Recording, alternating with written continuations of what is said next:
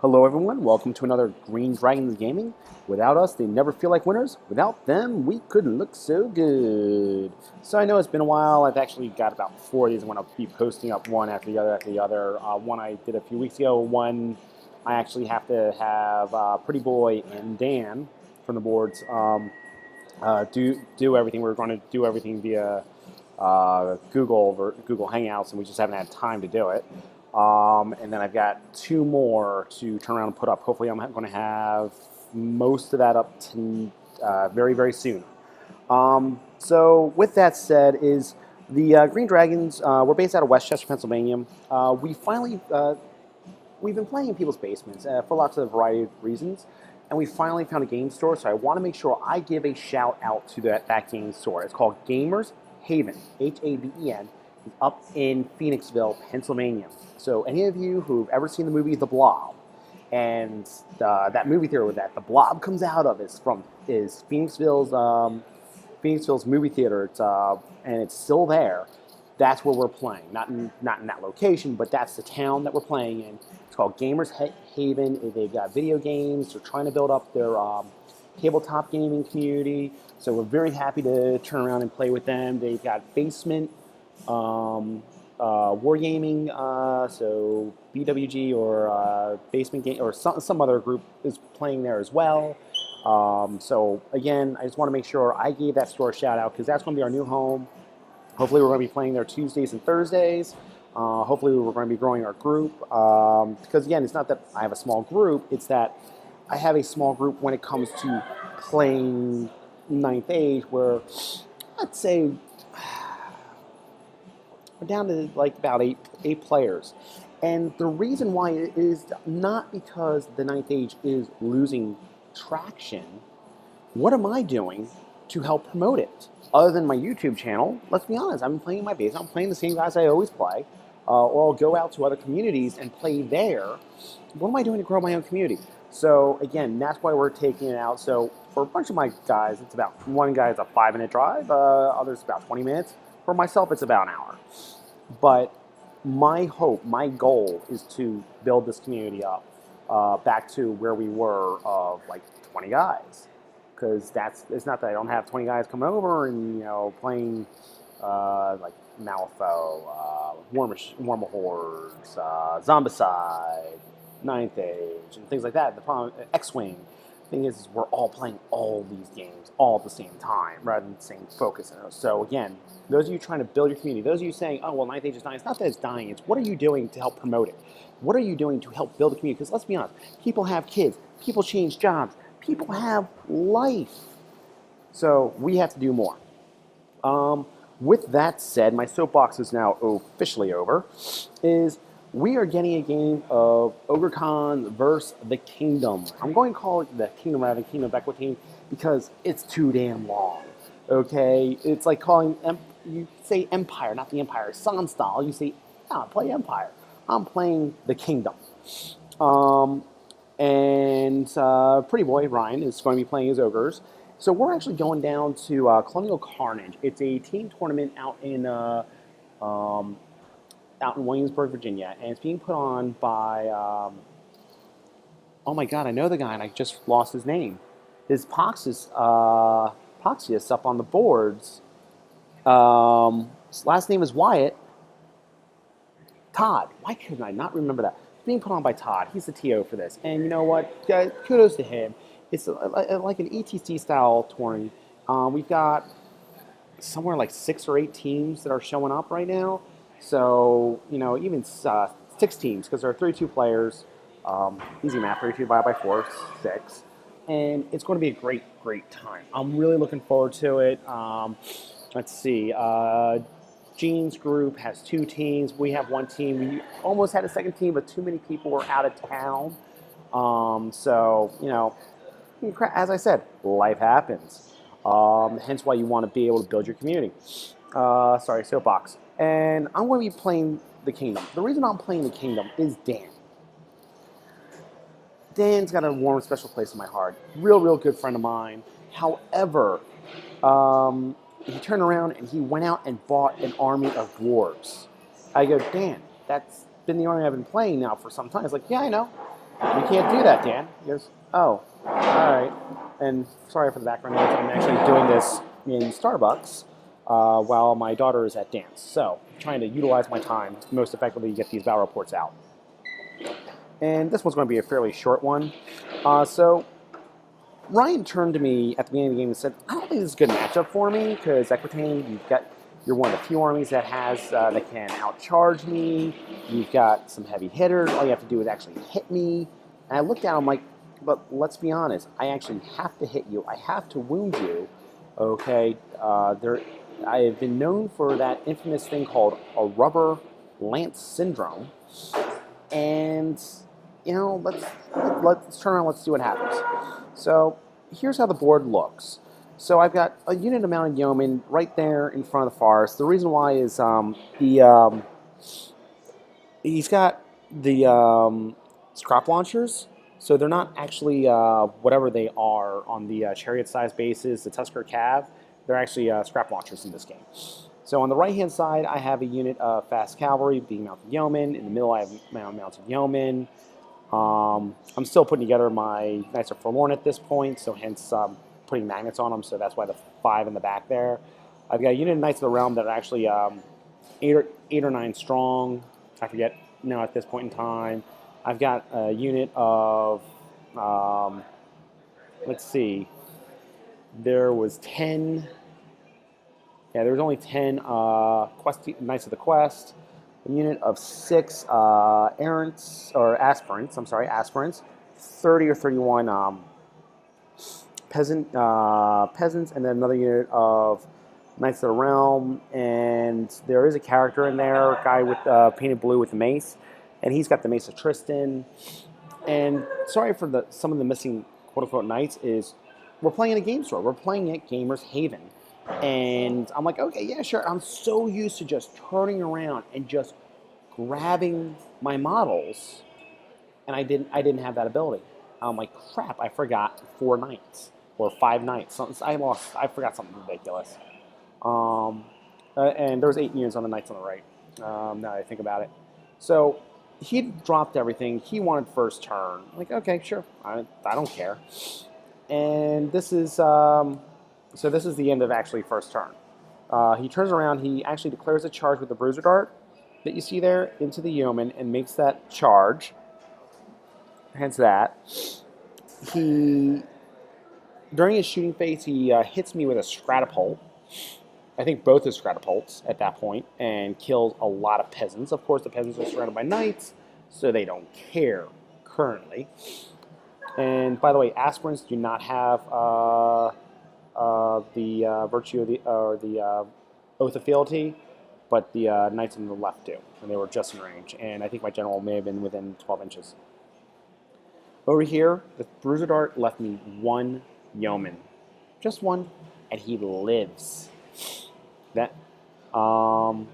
and then that's it. During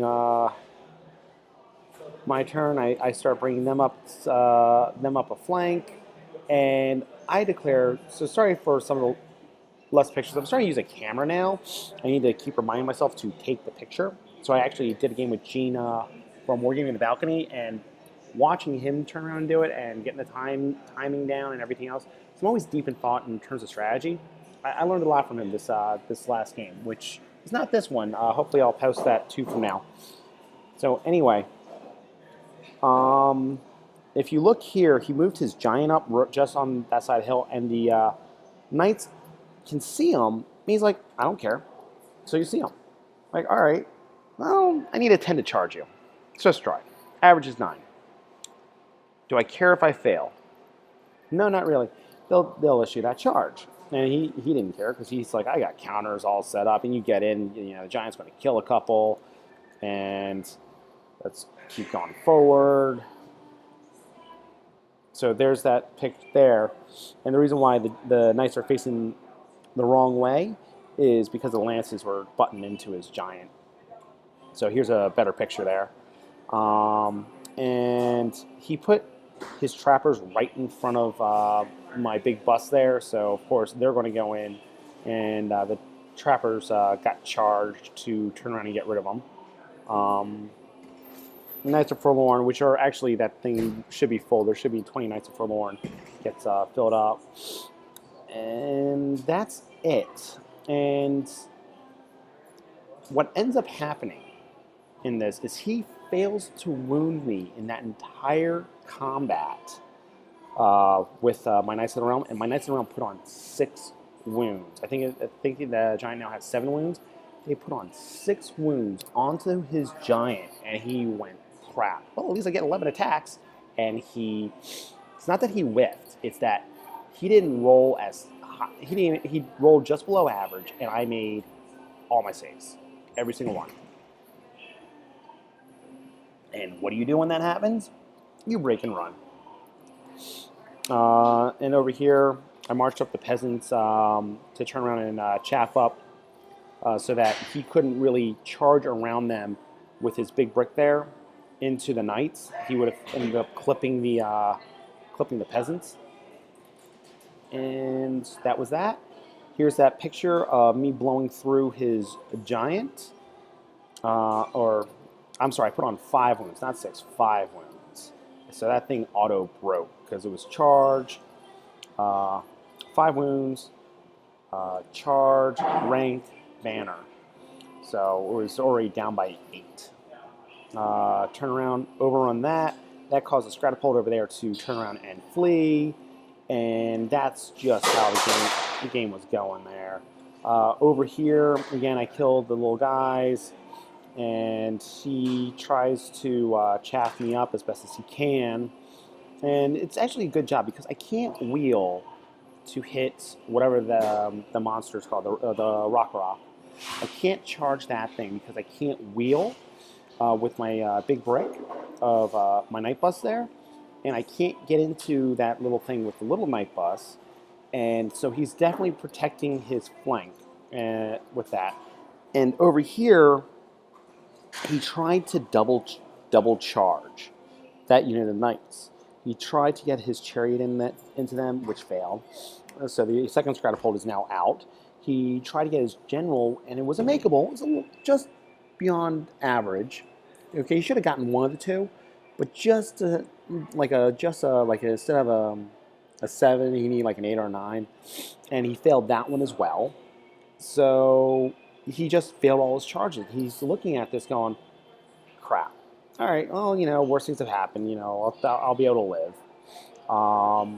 And meanwhile, yeah, my peasants had fled.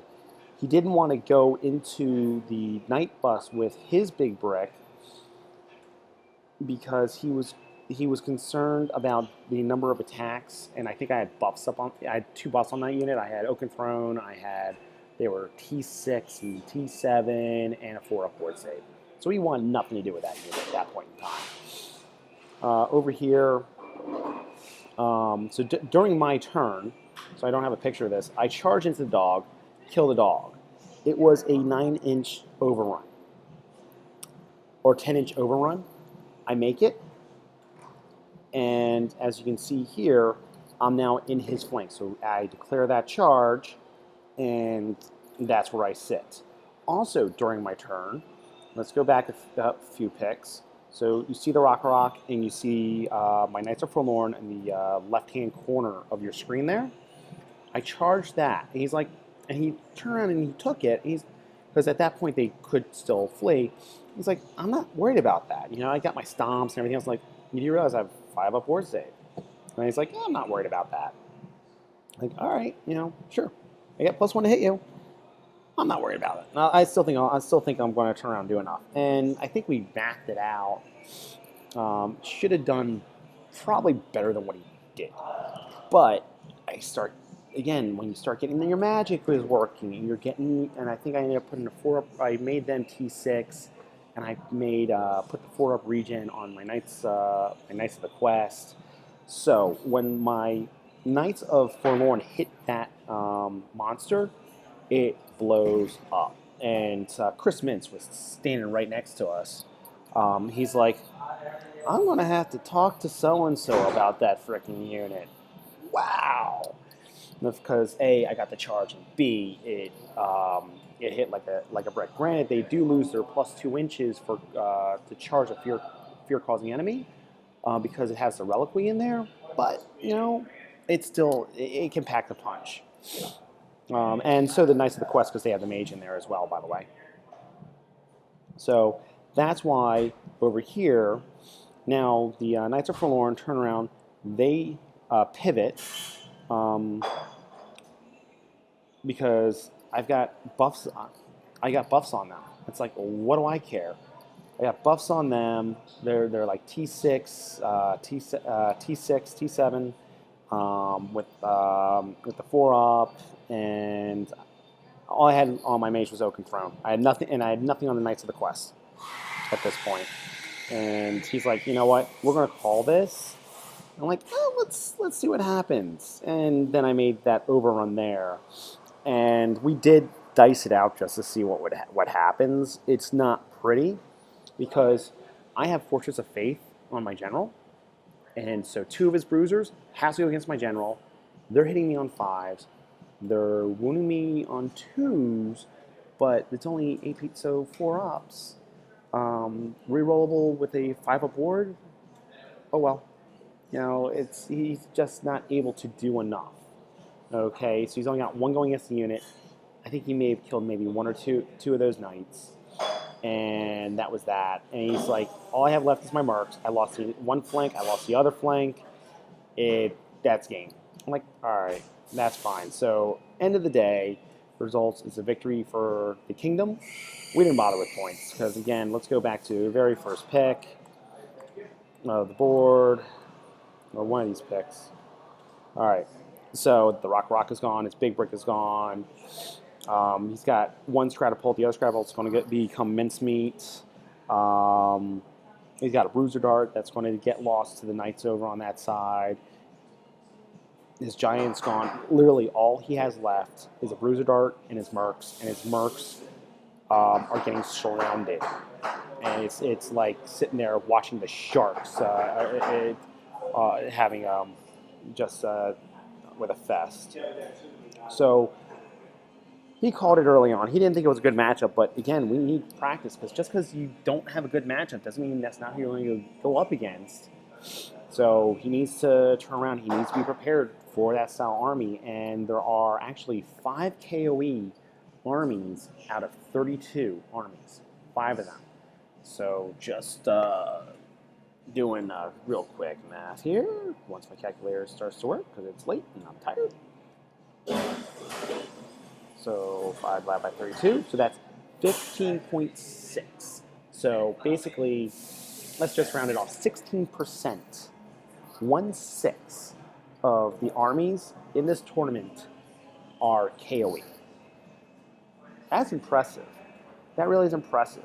And they're all different varieties. Like somehow, one army has the hippogriffs, one's all knight, one's got big blocks of peasants. I've got mixed arms. One's got a super duper Death Star of Forlorn with Grail buses. So it's a really good mix of the army, and I'm very impressed. The fact that enough of us think that it's that playable. And I saw one of the guys, his name is Greg. I've known him since Showcase for over 10. Graduated college quite a few years ago, so let's say 15 years ago. I knew him back then. He is one of the best painters, and he actually did checkers on his shield. I'm like, I hate you. But going back with this, so the MVP is actually the Knights of the Realm that charged the Giant. Because by charging that Giant, getting that Giant off the board early on, which was a not just chaff, but a hard-hitting chaff that could turn around, counter, break units, get a +1 for having a rank in the flank. By killing that Giant early, even if it cost me that unit, but by killing that Giant early, and I kept that unit throughout the game, that turned that flank and already started the downhill battle for the Ogres. And unfortunately for the Ogres, nothing was working right. I mean, he failed his charges, which I didn't care if he made that charge. I told him after the game, I was like, I really didn't care if you killed the character in that unit. Yeah, you're getting about 700 points, but it puts you so far out of position the rest of your army's gone, and I just don't care. It's like, and what do you want to do? Kill the rest of my peasants? Oh God, they're peasants. They're meant to die. So that's it. Hopefully you enjoyed another very brief, quick battle report here from Green Dragons Gaming, and I'll try to get the other ones up real soon. Until next time, happy gaming!